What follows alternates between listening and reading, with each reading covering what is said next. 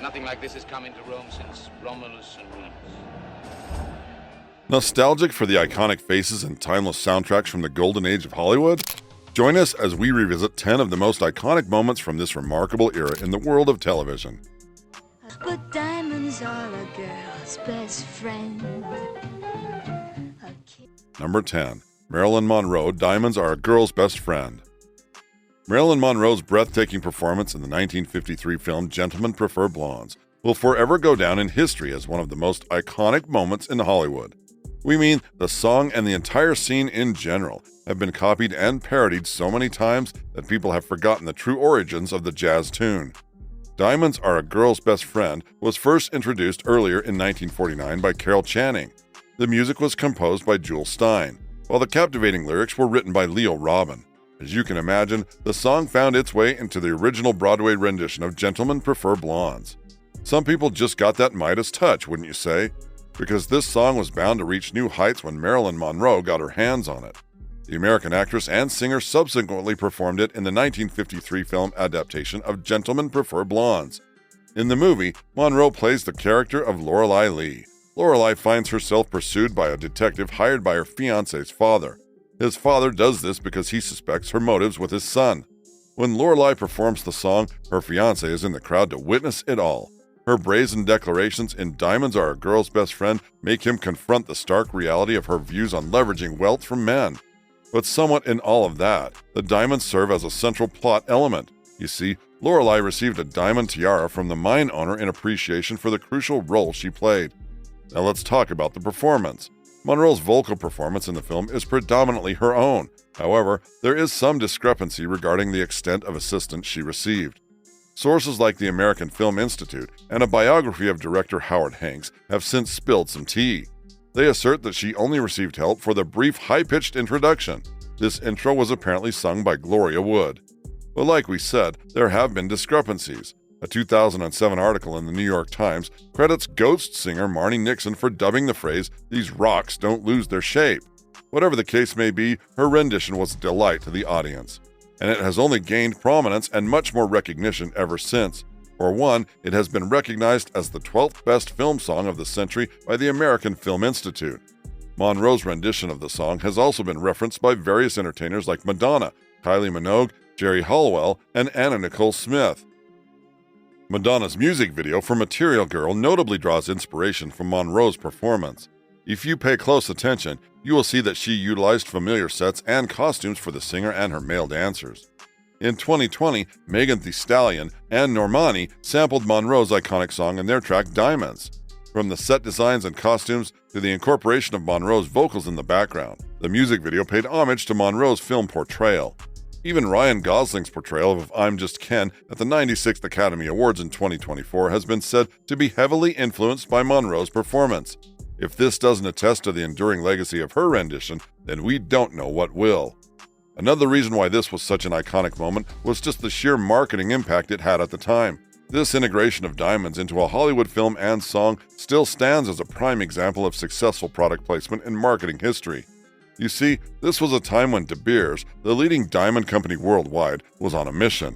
They partnered with advertising agency N.W. Ayer in the 1930s and 1940s to enhance the appeal of diamonds. Their strategy was to showcase diamond jewelry on prominent figures in popular movies, but it arguably did not deliver the desired effect until Gentlemen Prefer Blondes. This concerted effort significantly boosted the popularity of diamond engagement rings and led to a substantial increase in diamond sales.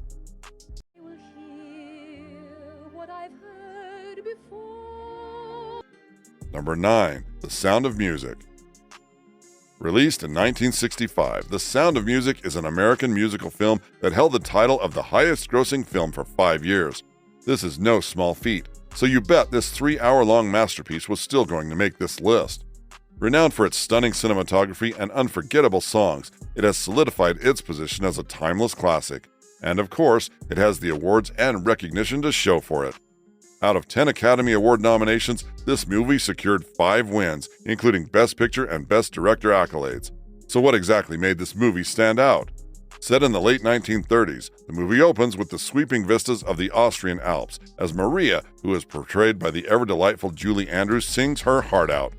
Right off the bat, she is assigned as governess to the 7 children of widowed naval officer Captain Greg Von Trapp. This dashing character is played by Christopher Plummer, and it goes without saying that this was a match made in heaven. Maria does the impossible by winning over the hearts of the children and the captain himself. Who can forget the heartbreaking turn of events? Just when it seemed like it would be a happy ending, the unfortunate telegram is delivered. Unwilling to report for duty in the German Navy the following day, the captain packs up his family and begins a journey through the mountains. The Sound of Music became an immediate and, as time would tell, an enduring success among audiences. Some have argued that this is largely propelled by Julie Andrews' acclaimed performance. By setting box office records in 29 countries, The Sound of Music achieved global popularity. Its initial theatrical run spanned 4.5 years, with 2 successful re-releases. Recognized for its enduring impact, in 1998, the American Film Institute ranked The Sound of Music as the 55th greatest American film ever made and the 4th greatest film musical.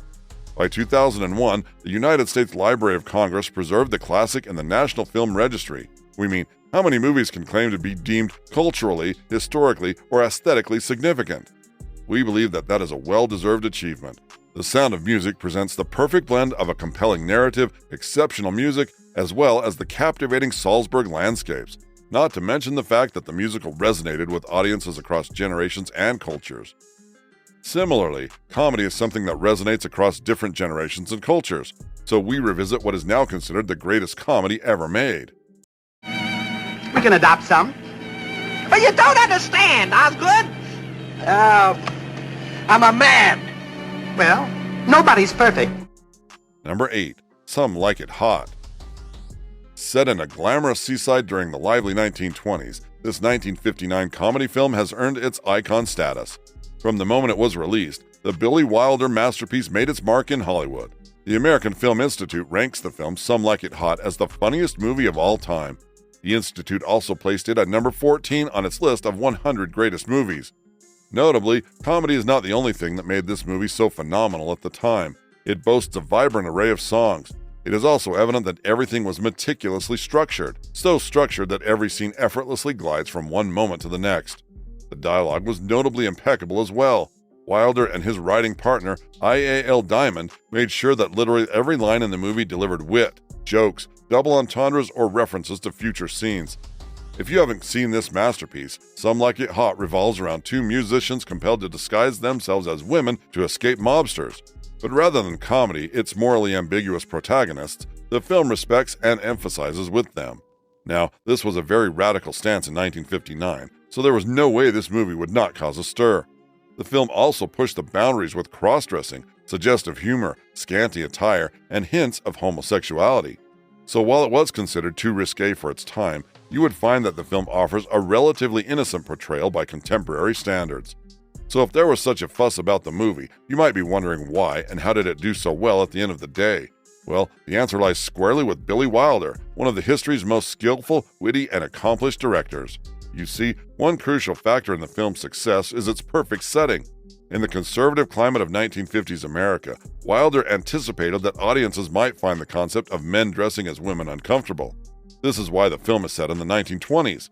This was an era marked by prohibition, rampant mob activity, and a prevalence of extravagant costumes. This, of course, softened the blow of seeing male actors in female attire.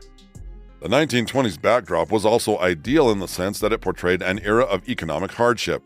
It was the perfect excuse to have 2 men disguising themselves and doing whatever they could to survive. Killing 2 creative plot holes with one stone, that was genius.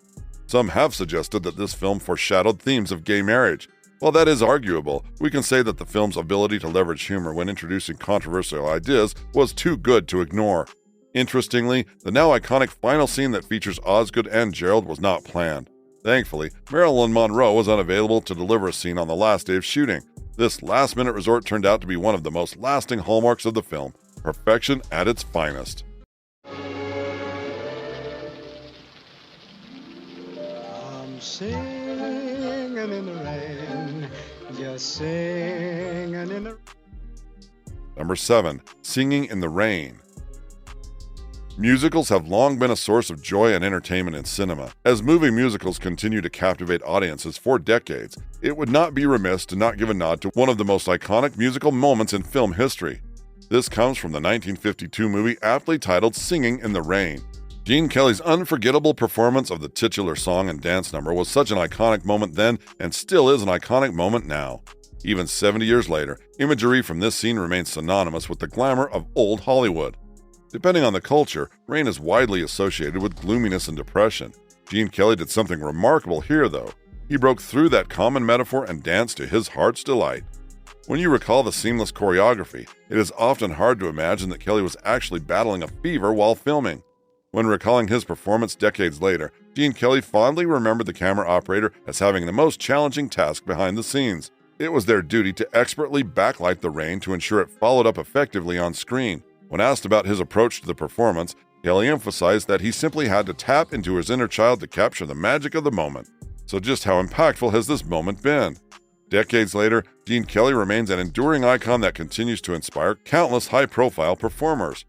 Dancing with the Stars professional Derek Ho often finds himself asking, what would Gene do in this moment? Even Triple Threat Justin Timberlake emphasized Kelly's lasting impact on the worlds of film and dance. Timberlake paid homage to the late actor at the Academy's centennial tribute to Gene Kelly in 2012. Timberlake boldly hailed Kelly's performance in Singin' in the Rain as the single most iconic dance number of all time. But it's not just Gene Kelly's scene. The enduring classic status of Singin' in the Rain can be attributed to the meticulous effort invested in its creation. The film's meticulous planning and execution shine through on screen and has no doubt contributed to its timeless appeal. This is perhaps no better depiction of head-over-heels romantic happiness than Gene Kelly's performance of the titular song.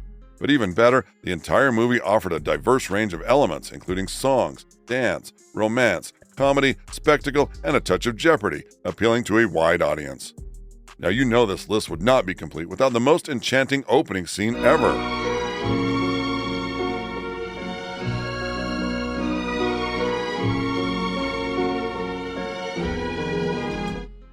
Number 6. Holly at the Tiffany Jewelry Store. Imagine walking out of the theater and everyone gushing about the unforgettable opening scene. We imagine that this was what it felt like when this 1961 classic dropped. The iconic opening scene from Breakfast at Tiffany's may lack dialogue. Still, it remains etched in the memories of many. The character Holly Golightly is portrayed by Audrey Hepburn, and the opening scene where she arrives outside the jewelry store with a pastry and coffee in hand is a moment that is still being recreated by admirers to date. Everything about this scene contributes to resonate deeply with its audience. Now, just in case its beauty is lost on you, we will do the honors. The scene begins with a rare glimpse of New York City, deserted, devoid of people. It is also characterized by the soft and muted tones of early morning.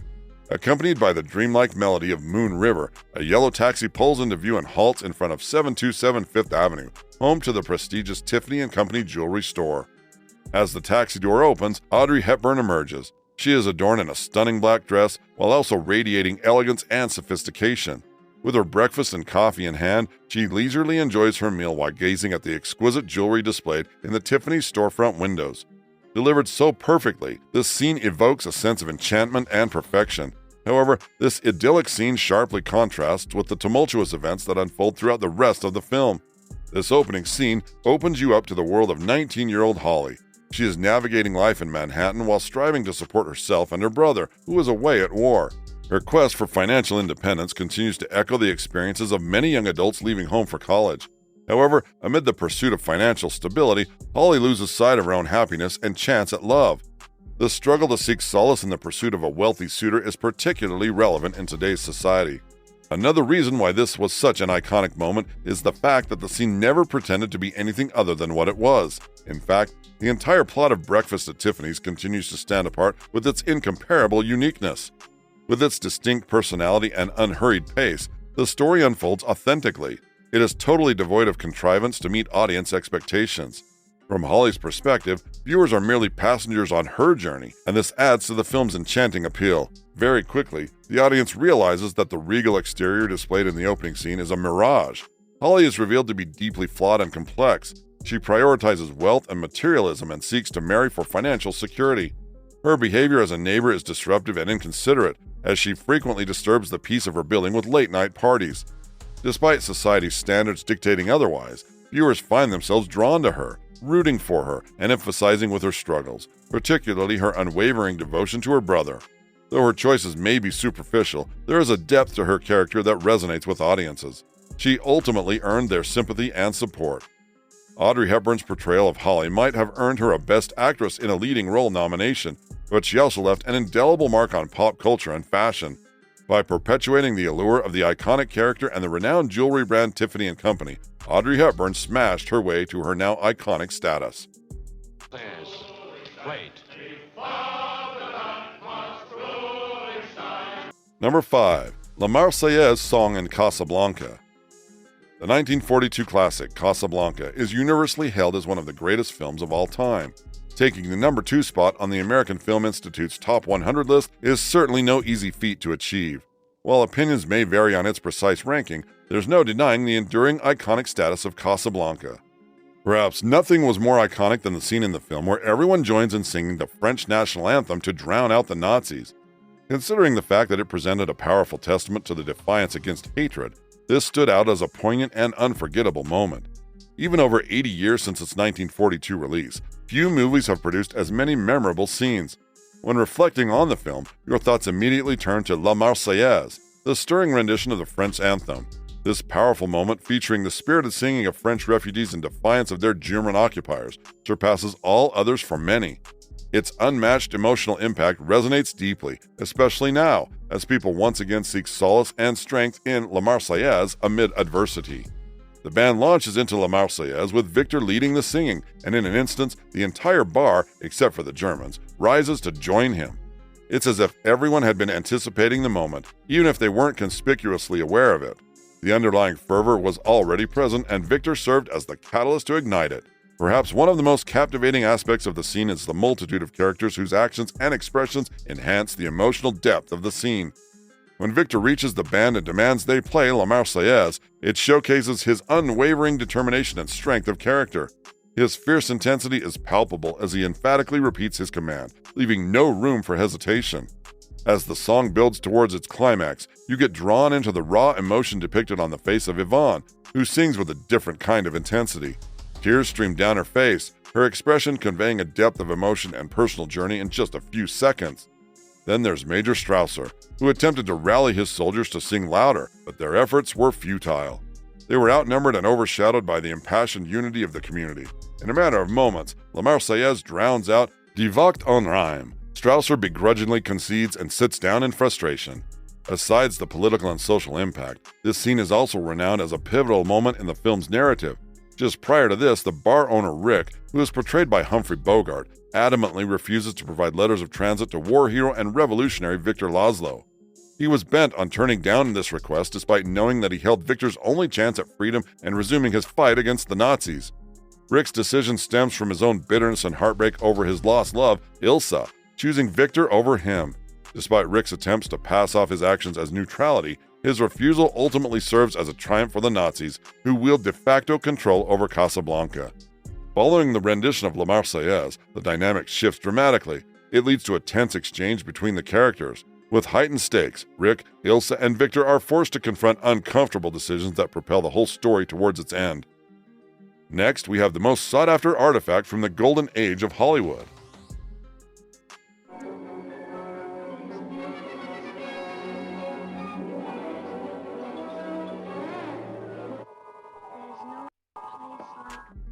Number 4. When Dorothy clicked her heels. Shut your eyes and click your heels together thrice while whispering to yourself, "There's no place like home." Whenever you hear those words, your thoughts likely turn to the ruby slippers. Yes, the dazzling, glittering pair that transports Judy Garland's Dorothy Gale back to Kansas in the 1939 classic, The Wizard of Oz. Now, the reason why you remember this is because that was a whole moment then and still is now. The ruby slippers represent much more than a mere plot device in a cherished film. They have since evolved into a symbol of Hollywood itself. It is an emblem embodying the imagination, enchantment, and allure of the entertainment industry and its cinematic artistry. 85 years later, we can say that they have attained a revered status that few costume pieces could aspire to achieve. A mismatched pair of these iconic symbols is displayed at the Smithsonian National Museum of American History. The museum's entertainment curator, Ryan Lintelman, confirmed that the ruby slippers are consistently among the most sought-after artifacts when visitors tour the museum. Interestingly, the slipper's path to iconic status has actually been nothing short of unconventional. originally intended to be silver, as depicted in L. Frank Baum's book, The Wonderful Wizard of Oz. The decision to transform them into ruby was made in a May 1938 script revision. This was a time when Technicolor was catching on, so it is safe to say that the alteration aimed to enhance some much-needed contrast with the yellow brick road. The vivid red hue and simmering sequins were particularly striking. The sparkling effect, coupled with the enchanting image of Dorothy's slippers, made them stand out far more than silver footwear ever could. Moreover, the preservation of the slippers for public enjoyment today is somewhat miraculous.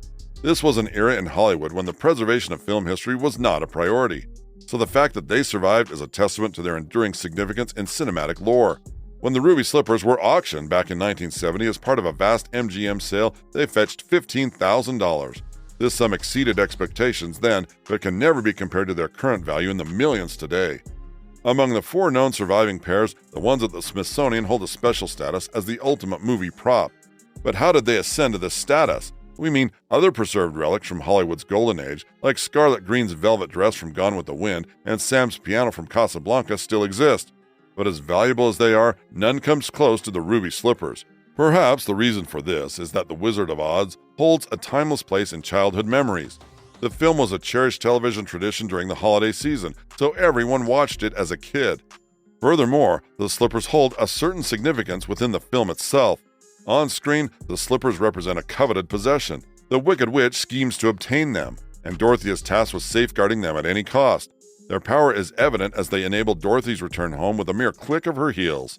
This conveys a profound message that inner strength is a true source of fulfillment. The slippers signify more than just elegant footwear. They embody enduring themes of resilience and hope.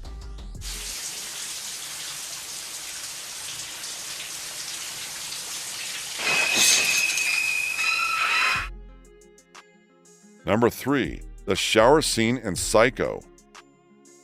While some have argued that the scene is overrated, the shower scene in the 1960 horror mystery titled Psycho is anything but overrated. From the moment it hit the screens, one thing was certain. The shower scene in Psycho was a game changer. The audience was taken aback by the suddenness and brutality of the murder, which has since left a profound and lasting impact. So if you stumbled upon this film on Netflix and the unprecedented shock value is lost on you, we will tell you exactly what you missed. First, the groundbreaking nature of the scene within the context of cinema history cannot be overlooked. First, you have to use the traditionally safe and relaxing space like a shower as the setting for a brutal murder. Next, the screeching violin score intensifies the tension as the shower curtain is pulled back. This, of course, is followed by a series of cuts in the editing. With each cut implying a stab, this effectively conveyed the violence without explicit imagery. You also get to experience the frantic editing style. It made the scene even more difficult for a 1960 audience to process, further amplifying the shock factor. Then, of course, the unexpected demise of the presumed main character, which further shocks the audience. Director Alfred Hitchcock took meticulous care to enhance its shock value by also incorporating details like brief nudity, the first ever toilet flush in a Hollywood film, and starting the scene with Lee in her bra. These were all audacious moves for its time. We bet you didn't know that the shower scene in Psycho marked a significant milestone in cinematic history as the first slasher scene in Hollywood. So, while the shower scene may appear unrealistic by today's standards, its impact on cinema history cannot be denied. It set a whole new standard for cinematic suspense and horror. Moving on, we revisit the most spectacular procession the world has ever seen.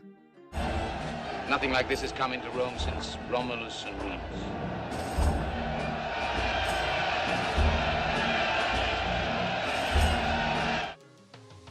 Number 2. Cleopatra's Procession into Rome. The most iconic moment from the 1963 film Cleopatra showcased the titular queen's triumphant entry into Rome in glorious Technicolor. It also stands as a defining highlight of Elizabeth Taylor's illustrious cinematic journey. It was a grand procession like none other witnessed by the world, heralding trumpets atop horses, chariot squadrons, archer troops, and scantily clad dancers, along with acrobats and fan-bearers, all clearing the path for an immense float pulled by hundreds of servants. One would argue that the lasting impact of this scene is the reason why Elizabeth Taylor will forever be seen as the most iconic Cleopatra. The grand procession depicted in the 1963 Cleopatra film stands out as one of the most opulent and costly scenes of its time. It had a budget nearing $1 million. Now, despite being a brief scene compared to the entire length of the movie, this procession has stood out as one of its most renowned moments. Spanning approximately 7 minutes, the procession unfolds against the backdrop of the Forum. It is shot from only a few angles, but it was done so well that you might not realize that it went down within the Cincita studios. The procession featured a lavish array of soldiers on horseback, dancers, archers, magicians, and a myriad of colorful costumes. Each group of performers is allotted less than a minute to dazzle the audience, including various dancers representing tribal motifs. Choreographed by Hermes Pan over an exhaustive 11-month period, the scene was imbued with a sense of grandeur and spectacle. The procession culminates with 300 slaves hauling a colossal black sphinx past the iconic arch. This arch was notably a constant presence throughout the scene. Elizabeth Taylor's gown alone, adorned with actual gold thread, commanded a staggering $6,500. The procession itself might have deviated from historical accuracy, but it sure made for a good spectacle. The grandeur of Taylor's ceremonial entrance into Rome is more of a product of the extravagant imagination and near unlimited budget of Cleopatra's filmmakers than an accurate reflection of the historical events. Stripped of the Hollywood glamour, the historical truth is straightforward. In 51 BC, Cleopatra ascended to the throne of Egypt. 3 years later, amid the sweltering heat of a mid-August day in the royal quarters of Alexandria, she encountered Julius Caesar for the first time. At 21, she ruled over the wealthiest and most esteemed kingdom of the ancient world. Caesar, on the other hand, was a seasoned general from a humble republic on the outskirts of civilization. Their union seemed improbable, but their chemistry could not be denied. Equally inaccurate is the depiction of the Egyptian queen's legendary beauty. While Elizabeth Taylor was celebrated for her appearance, as evidenced by her 7 marriages, the real Cleopatra relied more on her political astuteness and economic prowess than beauty. Red, you go. Where shall I go? What shall I do? Frankly, my dear, I don't give a damn. Number 1. Gone with the Wind. In the 1939 cinematic masterpiece Gone with the Wind, viewers are treated to a lengthy runtime, but the payoff comes with a comeback for the ages. Clark Gable portrays Rhett Butler, who finds himself entangled in a love triangle between Scarlett O'Hara and Ashley Wilkes. However, he reaches his breaking point and decides to part ways with O'Hara in this climactic moment. As O'Hara pleads with Butler to reconsider and questions their future, Butt delivers a piercingly blunt retort. "Frankly, my dear, I don't give a damn," is arguably one of the cinema's most iconic lines. Despite the toxic dynamic between the characters, there was just an undeniable joy that came with repeating the memorable phrase. His departure into the morning fog perfectly captures the essence of the film's title. Butler's palpable disdain for his partner equally sends a clear message, and it adds another layer of depth to the scene. Interestingly, this renowned line from 85 years ago nearly didn't make the cut. And there is an equally more interesting fact behind this. You see, this was the early era of cinema, and while there was no official rating system in place, filmmakers are still wary of government intervention in their creative process. So to address this concern, they opted for self-regulation. The guidelines to be implemented were known as the Hays Code, which started in 1930. This presented the problem. A film like Gone with the Wind was set to raise numerous red flags due to its depiction of controversial themes like prostitution, amputation, battlefield violence, and childbirth, among others. Additionally, the pivotal line borrowed from Margaret Mitchell's 1936 best-selling novel, My Dear, I Don't Give a Damn, was also bound to raise red flags. Movie producer David O. Selznick and his story editor Val Luton made diligent efforts to align the film closely with the source material. Such a phrase posed significant concerns even in 1939. As the story goes, Selznick argued to regulators, "It's my contention that this word as used in the picture is not an oath or a curse. The worst that could be said of it is its vulgarism." Ultimately, the film received special permission to incorporate damn and hell under very specific circumstances. But prior to obtaining approval, Selznick and Luton searched far and wide for alternative suggestions. Among their top picks were Frankly, My Dear, I Don't Give a Straw, and Frankly, My Dear, My Indifference is Boundless. Even Frankly, My Dear, I Don't Give a Continental. You can agree that the last one sounds particularly confusing and unappealing. What iconic moments do you think should have made our list? Do let us know in the comments. Subscribe to the channel for more videos like this. You can't miss the video on screen.